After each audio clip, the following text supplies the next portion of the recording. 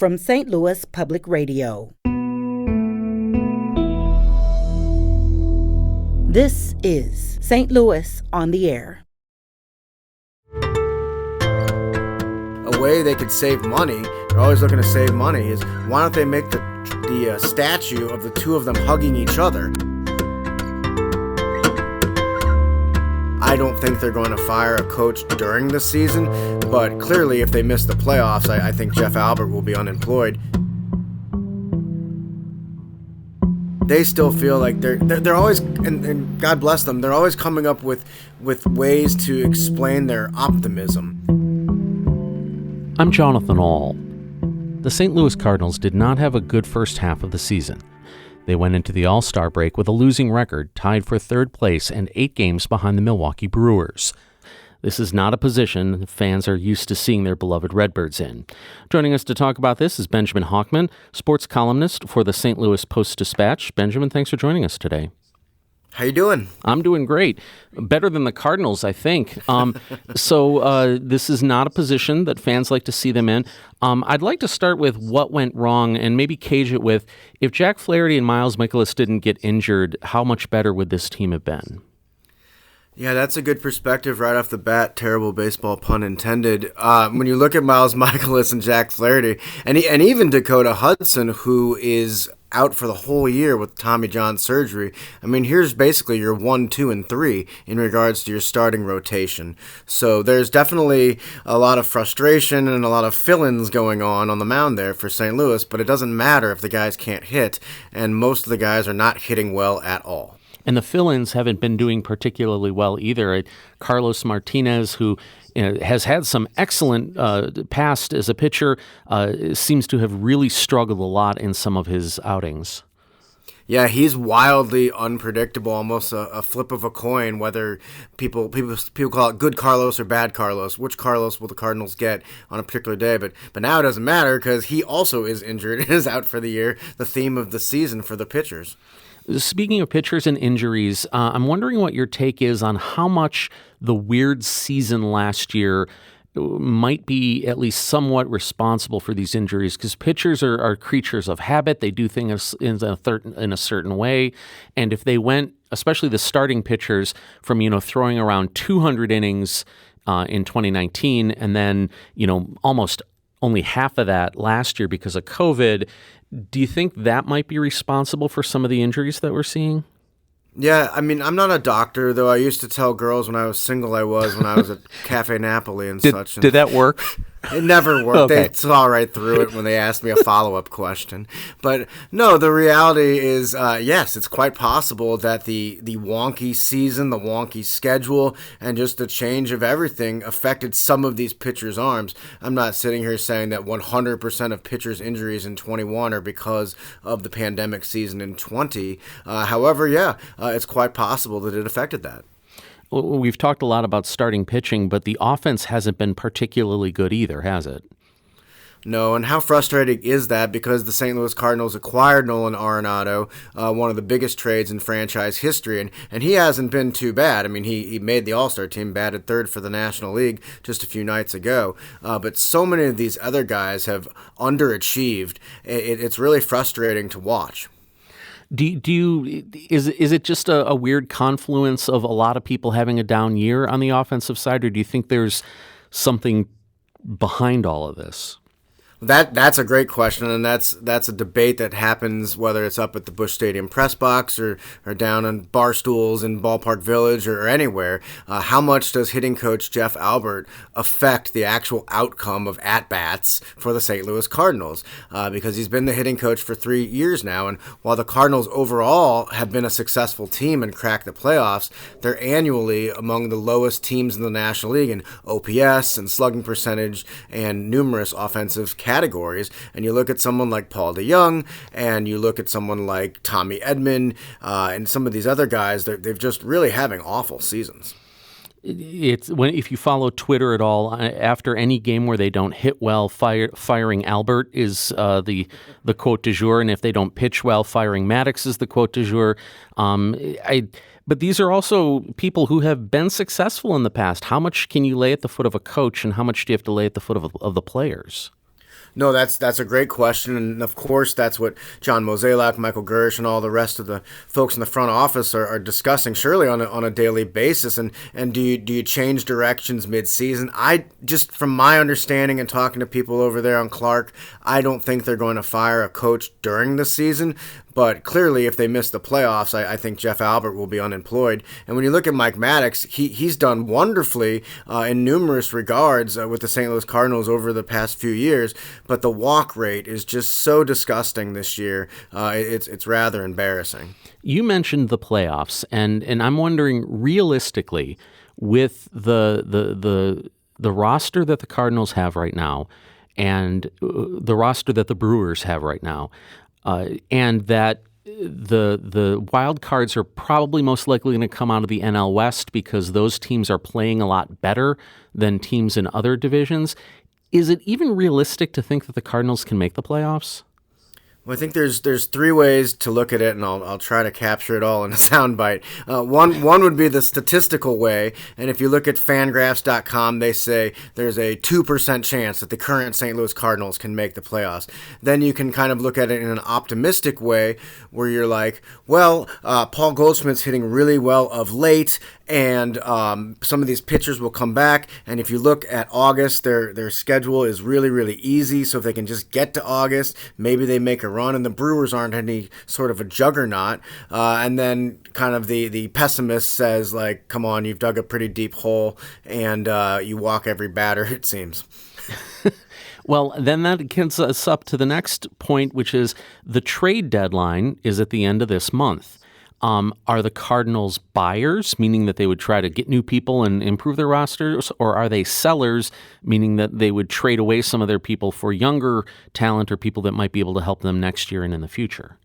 Yeah, I think it's a fascinating time that we're having this discussion because the Cardinals come back to play tonight and they have 12 games before the trade deadline. And I really think that maybe at least the first 8 games of that stretch will determine whether or not they're buyers, sellers, or neithers, if that's an option. And the reality is that they could use a starting pitcher, and the other reality is they've got a couple guys supposed to return to the rotation in August, but by August, are you out of it and it doesn't really matter, then they're starting meaningless games. Well, and with this front office, though, in the past several years, they seem to have been very reluctant to make big deals at the deadline, regardless, even when they were in a clear buy position.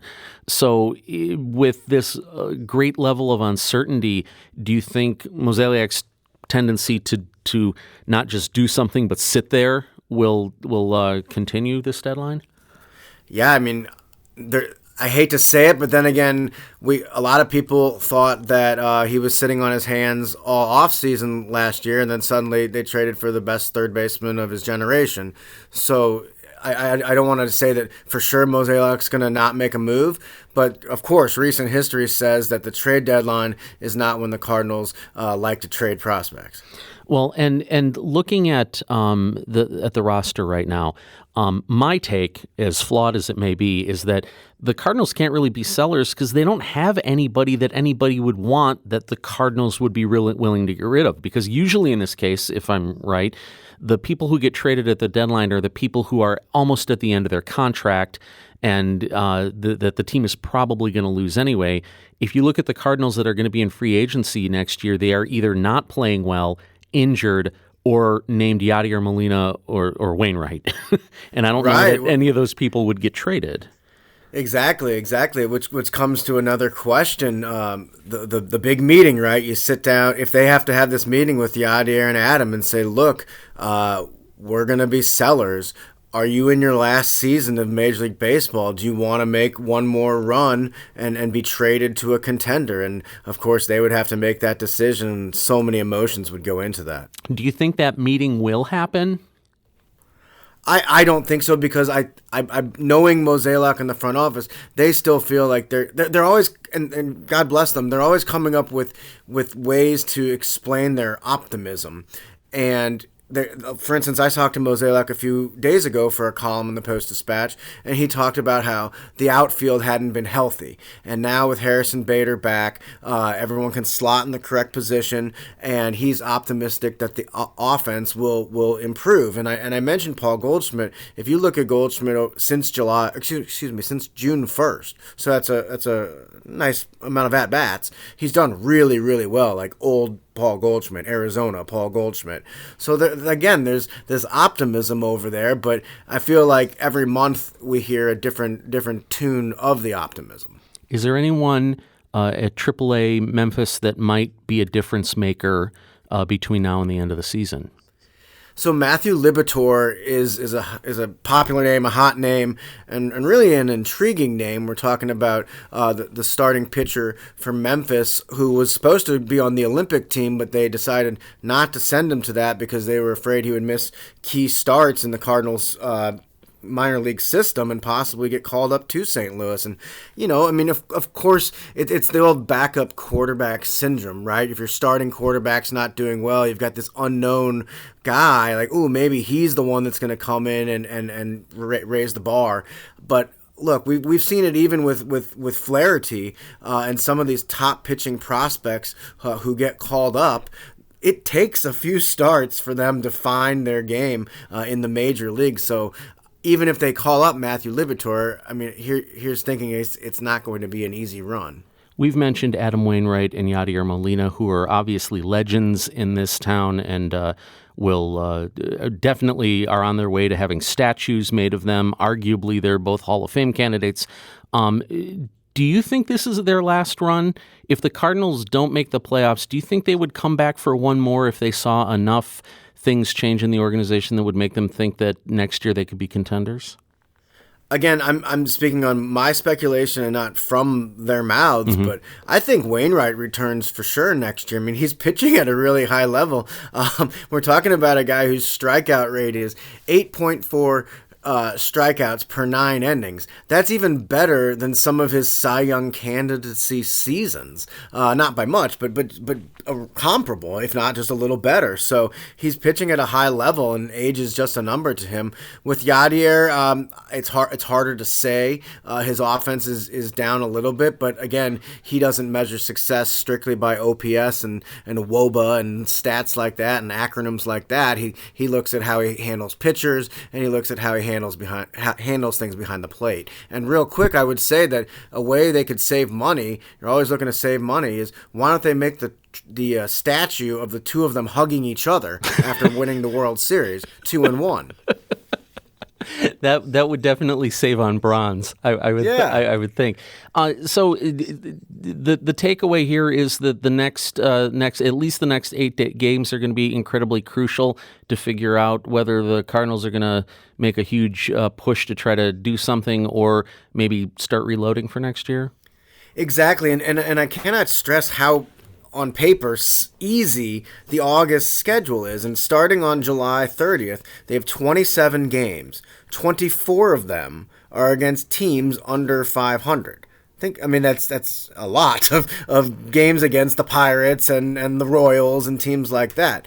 So, yeah, again, this is the optimist speaking, but if you can just get to that point, maybe cut off a few games of what you're trailing behind the Brewers, and if you add a pitcher, even if they don't, if they're just playing good baseball heading into August, there's some optimism they can go on a run, and maybe 10 years later, it's 2011 all over again. One last question. It's widely believed that the designated hitter will come to the National League next year after the collective bargaining agreement between the players and owners is hammered out. What impact do you think that would have on the Cardinals and the way they would approach their roster? Well, it's a great question, and it means they would need to go after yet another bat. And once Matt Carpenter gets off the books and some of the other money gets off the books heading into this offseason, I think they're talking about buying or selling. They're going to have to go out and buy some bats, buy some OPS. Benjamin Hochman, sports columnist for the St. Louis Post-Dispatch, thank you very much for joining us today. I enjoyed it. Thank you very much.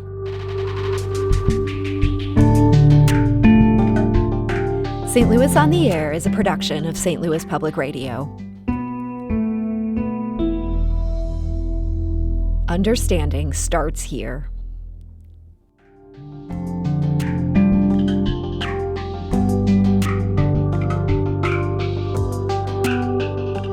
find yourself regularly listening to episodes of St. Louis on the Air? Suggest us to a friend you think might enjoy our conversations, and leave us a review and rating on Apple Podcasts on the App Store. It's the simplest way to help people discover our show. Thank you. St. Louis Public Radio is a member-supported service of the University of Missouri, St. Louis.